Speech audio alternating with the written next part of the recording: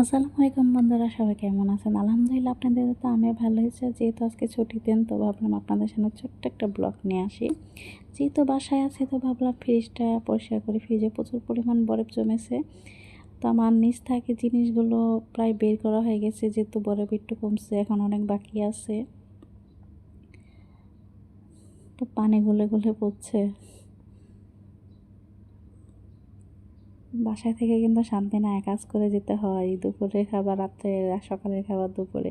তো দেখি সকালে যেন নাস্তা খুদের ভাত আছে, শুটকি ভুনা আছে। দুপুরের জন্য রোস্ট রান্না করব। তো মাংসগুলো আমি লেবু দিয়ে সুন্দর করে মাখায় রাখছি। ভাজা ভাজতে চলে যাবে, যে ভাজা হচ্ছে। ভাজার পরে মশলা কষাবো। মশলা কষাচ্ছি, কিন্তু কালারটা অনেক সুন্দর, আমার অনেক ভালো লেগেছে। আপনাদের কীরকম লাগছে অবশ্যই কমেন্টে জানাবেন। মাংসগুলো প্রায় আমার ভাজা শেষ, এখন মাংসগুলো কষাবো।